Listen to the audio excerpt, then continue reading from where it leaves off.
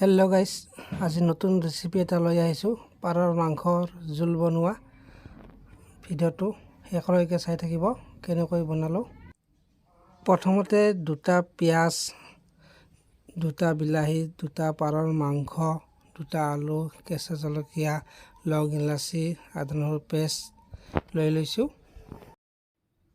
এতিয়া কেৰাহীত তেল গৰম হ'বলৈ দি দিছোঁ। তেল গৰম হৈ গ'লে এতিয়া লং ইলাচি, দালচেনিখিনি দি দিছোঁ।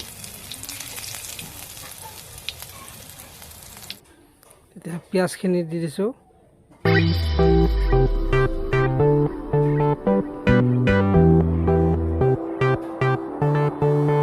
এতিয়া ধুনীয়াকৈ লৰাই দিছোঁ, গোটেইখিনি মিক্স হৈ যাব।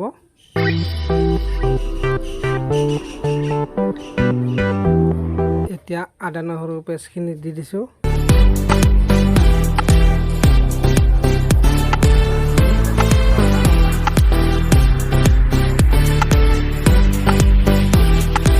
এতিয়া গোটেইখিনি ধুনীয়াকৈ লৰাই দিম মিক্স কৰি।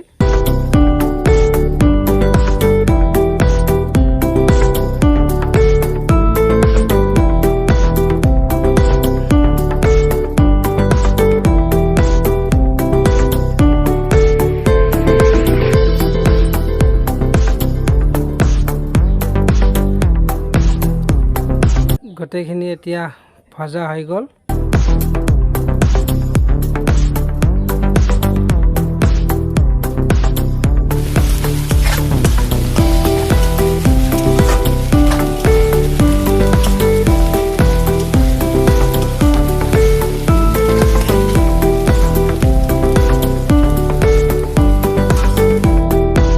এতিয়া ৰংগুৰা 1 চামুচ দি দিছোঁ। এতিয়া লৰাই দিলোঁ গোটেইখিনি মিক্স কৰি।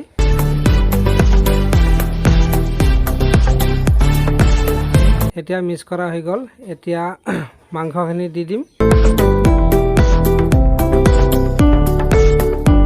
এয়া মাংসখিনি দি দিলোঁ।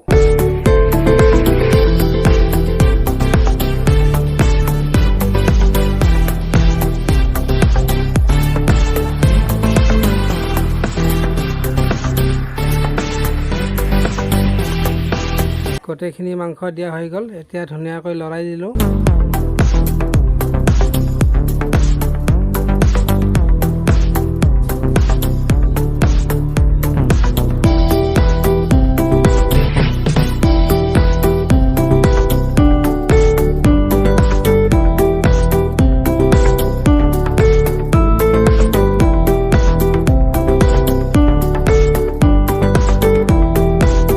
মাংস অনুযায়ী নিমখ দি দিলোঁ।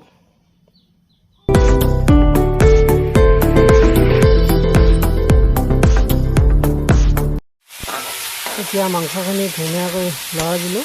এতিয়া নিমখখিনি চাৰিওফালে লাগি যাব।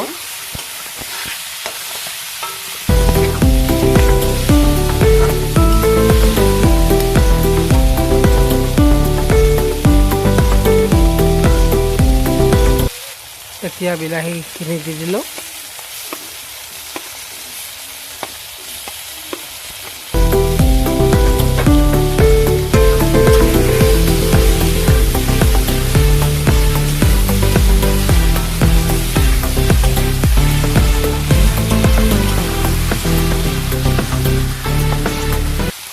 মাংসখিনি ভাজা হৈ গ'ল।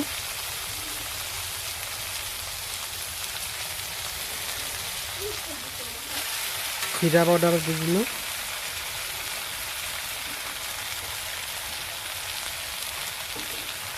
মিট মছলা দি দিলোঁ। এতিয়া ধুনীয়াকৈ লৰাই দিম। মছলাখিনি মিক্স কৰা হৈ গ'ল। এতিয়া আলুখিনি দি দিলোঁ।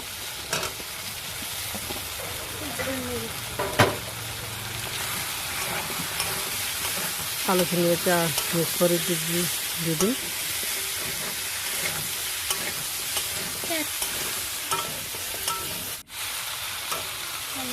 আলুখিনি মিক্স কৰা হৈ গ'ল। এতিয়া জোল কৰিবৰ কাৰণে পানী দি দিলোঁ। পানী অলপ বেছিকৈ দি দিলোঁ। পাৰ মাংসটো জোল খালে বিৰাট টেষ্টি হয়। পাৰ মাংস জোলে খাবলৈ লাগে। পানীখিনি এতিয়া উতল আহি আছে, মাংস হ'বলৈ হৈ গ'ল।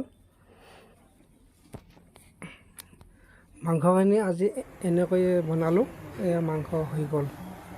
ভিডিঅ'টো চাই ভাল পালে লাইক, কমেণ্ট, শ্বেয়াৰ আৰু ছাবস্ক্ৰাইব